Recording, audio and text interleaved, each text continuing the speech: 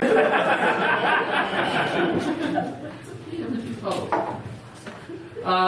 is really cool. Another one of those fairly new performers that we bring in, and here's the whole plan behind the club. We bring in these new young performers, they come on here, they're terrific, they're wonderful, they go on to bigger, better things, and they go through their whole career thinking they owe me shit.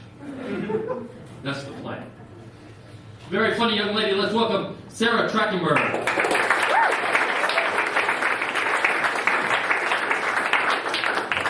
Rick funny or what? Oh my gosh. Keep pointing at my friends, they say nothing. I guess I'm not interested to them. Oh no.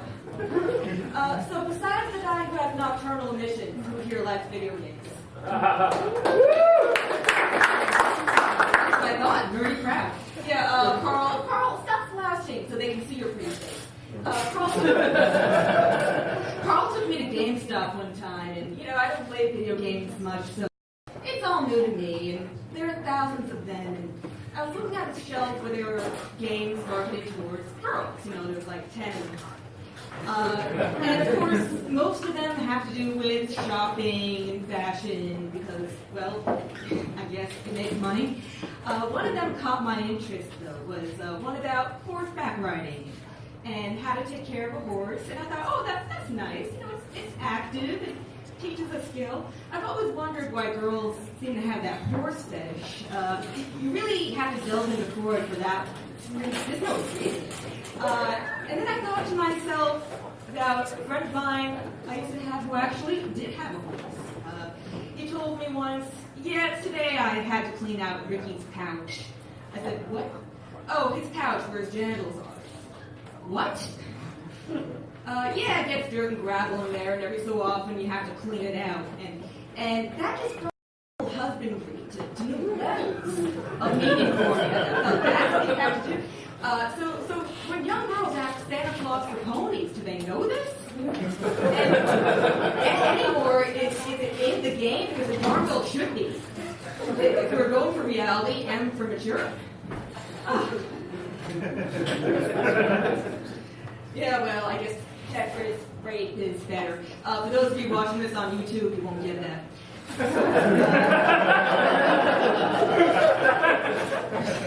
In fact, forget that whole last joke. Speaking of people who won't watch my act, my mom and her husband are flying in from Israel this week. In fact, my mom is already here. Tony was held back from bureaucracy. And it's always a mixed blessing. They have some very original marital strife. I'm sorry, all the memories. One time I brought some flan that I had left over. Next day I said to her, Mom, how was the flan? She gives this angry look at her face and points at her husband. And the truth came out, Tony had eaten the whole thing. I said, Tony, the whole thing? There were 5 servings left. He just came home from some handyman activity that was in the fridge. He said it was good and it was cold. He's from Bulgaria, that's why I had to do the accent. Sadly, this was not their first custard-related argument. My mother once made some creme brulee. Tony does what? Mashes it with a spoon and zaps it in the microwave. My mom was angry because it's not supposed to be warm, it's supposed to be cold. And it's not supposed to be mashed up.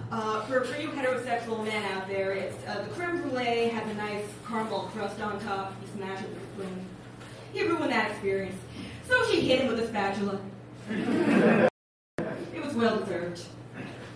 And then there was a time when he has, like many older men, some of you will know what I'm talking about, he has hair growing where it shouldn't be, coming out of his ears.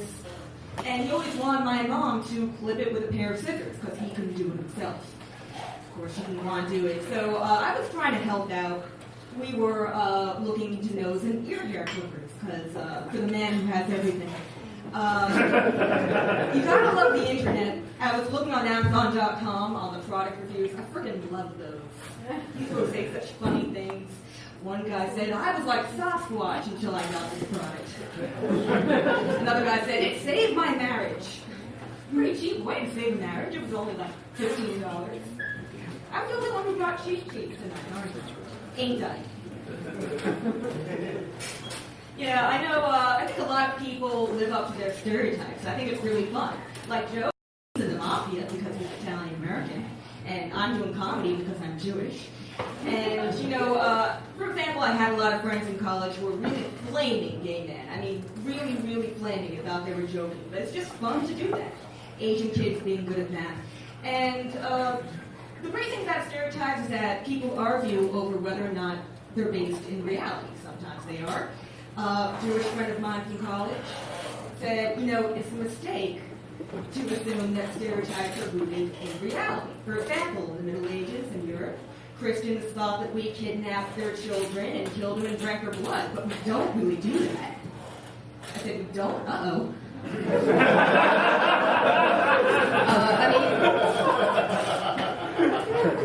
We have this holiday Pesach, and, well, it just sort of has to happen. I mean, it used to be chickens. Try to find a live chicken in Boston. These are fine. Fish in a barrel. Yeah, one Jewish stereotype that I love is that we have this very funny way of delivering compliments and insults. And yes, it's some of you nodding. We like to give insults, they're disguised as compliments, and vice versa.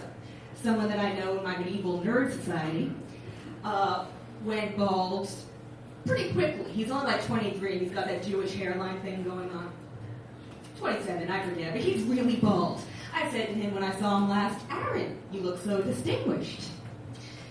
Knowing full well that he knows that means you're old and bald. And it goes on like that. That Queen Anne chandelier is so pretentious, which really, means something else. That is a compliment that says, I wish I could afford it. Someone tells my mom, oh, your daughter is so worldly. Translation, your daughter's a slut. Oh, someone once told me, that tank top is really not appropriate, which of course translates into, I wish I was. I see a lot of you thinking, so when that Jew said that to me, they really meant it. My mother has her own way of delivering compliments, insults. She kind of just mushes them together. Like, she'll compliment you in a very backhanded way that requires translation. But I can't tell it right now. Joe, I'll tell you after the show because it's wicked funny. But thank you so much, and break again.